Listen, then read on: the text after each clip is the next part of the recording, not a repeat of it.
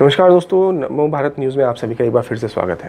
दोस्तों, कभी वाजपेयी जी के घुटनों पर घटिया सेक्सुअल जोक, कभी रामचरितमानस का मजाक, कभी गोधरा कांड में जलाकर मारे गए कार सेवकों के बारे में झूठ और कभी सीएए के विरोध के नाम पर इस्लामिक आतंकियों को या उस आतंक को चाशनी में डुबोकर परोसने की छिछोरी कोशिशें। इसके लिए भी याद किया जाएगा राहत इंदौरी को। जी हाँ, राहत इंदौरी कल जो है 2 गज ज़मीन का मालिक हो गए। फ्रॉड सेकुलर गैंग के हीरो रहे राहत इंदौरी जीवन के आखिरी दिनों में खुलकर जिहादी सोच को दिखाने लगे थे। ओवैसी के मंचों पर चढ़कर जहरीले शेर सुनाना राहत इंदौरी का खास शौक बन गया था। राहत इंदौरी ने पूरे देश में बरसों तक गोधरा कांड में ट्रेन जलाने वालों को बचाने का अभियान चलाया था। जो आतंकवादी सोच के कट्टर मुसलमान गोधरा कांड में ट्रेन जलाने के दोषी पाए गए, उनको बचाने के लिए राहत इंदौरी ने कई शेर लिखे और मुस्लिम सभाओं में उन्हीं शेरों को पढ़ने के लिए इन्हें खास तौर पर बुलाया जाता था। राहत इंदौरी जब वाजपेयी प्रधानमंत्री थे, तब वाजपेयी जी को 2 कौड़ी का आदमी कहकर अपनी छिछोरी शायरी शुरू किया करते थे, जिसमें ज़्यादातर वाजपेयी जी के शादी ना करने पर घटिया सेक्सुअल चुटकुलों को शायरी का नाम दिया जाता था। अब यहाँ राहत इंदौरी के द्वारा जो जहर बोया जा रहा था, उसके कुछ उदाहरण आप यहाँ पर देख लीजिए, फिर मैं आपको आगे की बात बताता हूँ। लेकिन आगे बढ़ने से पहले वीडियो देख आपने अगर हमारा चैनल अभी तक ज्वाइन नहीं किया तो उसे तुरंत ज्वाइन बटन दबाकर ज्वाइन करें और वीडियो ज़्यादा से ज़्यादा शेयर करें। आज ही आपका फर्ज बनता है।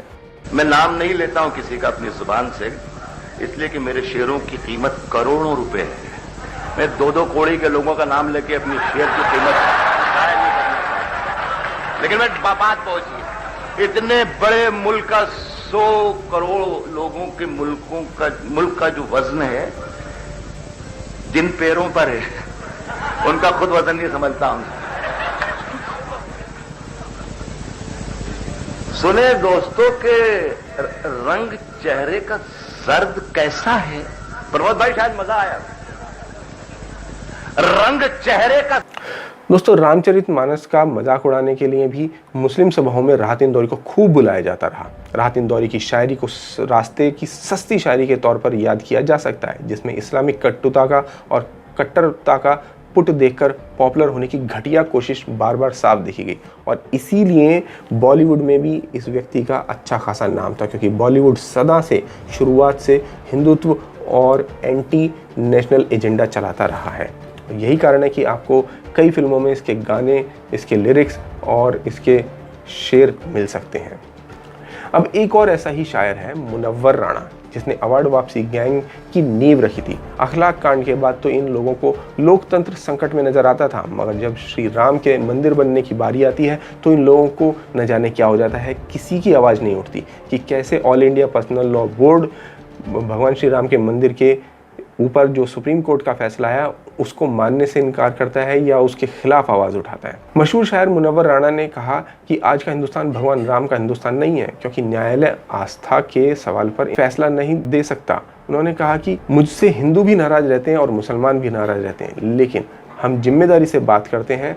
मैं ऐसा कोई बात नहीं कहना चाहता या करना चाहता जिस पर मुझे शर्मिंदगी महसूस हो और माफ़ी मांगनी पड़े। मुनव्वर राणा ने अयोध्या में मंदिर पर सुप्रीम कोर्ट के फैसले को लेकर कहा है कि इससे इंसाफ नहीं मिला। उन्होंने कहा कि विवाद में फैसला तो आया, लेकिन न्याय नहीं मिला। मुनव्वर राणा ने कहा कि सुप्रीम कोर्ट के फैसले को मानना अब मजबूरी हो गई है और वह इसे मान रहे हैं, लेकिन इंसाफ नहीं हुआ।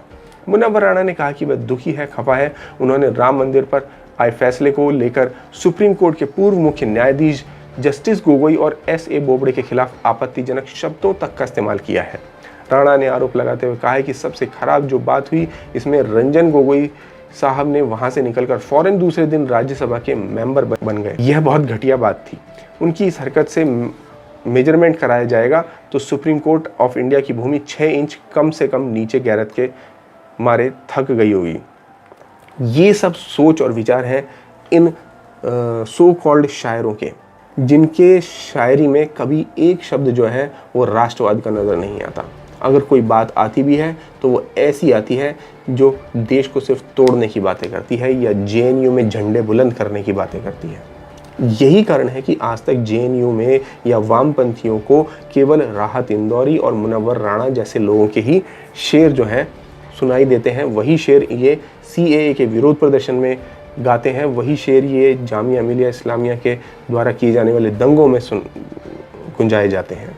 मुनव्वर राणा ने इसके साथ ही यह भी कहा है कि भूमि पूजन में प्रधानमंत्री को नहीं आना चाहिए था, साथ ही मुसलमानों को भी इसमें भागीदारी दी जानी चाहिए थी, उन्हें बुलाया जाना चाहिए था। उन्होंने कहा था कि वह शायर रहे हैं और शायरों की तरह ही अयोध्या को देखा है। बाबरी मस्जिद गिर जाने के बाद जिस इंसाफ की उम्मीद थी वह नहीं मिला।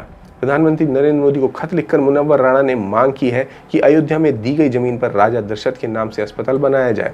अगर राम मंदिर की जगह पर राजा दशरथ के नाम पर अस्पताल बनाया जा सकता है तो उस मस्जिद वाली ज़मीन पर क्यों कोई अस्पताल नहीं बनाया जा सकता, जिसके लिए ये all India Muslim personal law board और ओवैसी जैसे लोग दंगा फसाद कर रहे हैं, लोगों के बीच में वहम न चला रहे हैं और लगातार सुप्रीम कोर्ट का मजाक उड़ा रहे हैं। आपको बता दें, इसका ये भी कहना है कि जबकि शिया और सुन्नी बोर्ड जैसी संस्थाओं को खत्म किया जाना चाहिए, यह संस्थाएं मुसलमानों की रहनुमाई नहीं करती, क्योंकि इन संस्थाओं ने सुप्रीम कोर्ट का फैसला मान लिया और इस संस्था के कुछ लोगों ने तो राम मंदिर के बनाए जाने में समर्थन तक किया। इसलिए इसको ये संस्थाएं अब गैर वाजिब लगती हैं।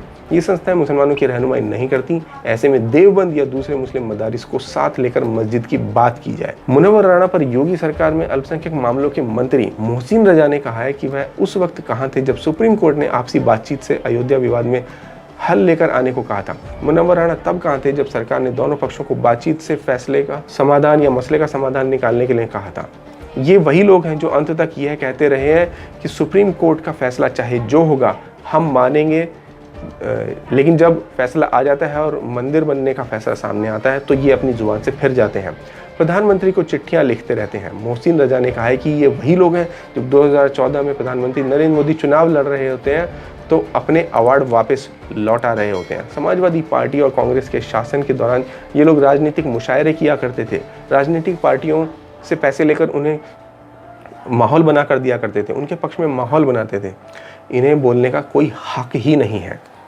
अब ये बातें आप देखिए दोस्तों कि किस प्रकार जो है ये मुनव्वर राणा से लेकर राहत इंदौरी तक जैसे जो ये शायर हैं, ये कला के नाम पर कैसे लोगों का मूर्ख बनाते रहे और लोगों को बरगलाते रहे। तो गुजरात और इराक मेरा फर्ज है मेरी शायरी का। मैं वही हूँ जो मैं पिछले साल आपको सुना कर गया था कि कलम वालों सियासी जुल्म की रुदात लिख देना, कयामत जब भी लिखना हो अहमदाबाद लिख देना। मैं ये पढ़कर गया हूँ। 1 बरस के बाद सारी रिपोर्ट्स हमारे सामने आ गई हैं। कमीशन ये कह रहा है कि गोधरा में कुछ हुआ ही नहीं था। मीडिया ने एक हवा लाकर खड़ा कर दिया और ये बता दिया था कि रेल के डब्बों में आग लगा दी गई थी। मेरे शेर का किरदार आप हैं। क्या मैं सच बोल रहा हूं? सुने कि जिनका आपका इस पर क्या विचार है दोस्तों, हमें कमेंट बॉक्स में लिखकर जरूर बताएं। धन्यवाद। जय हिंद।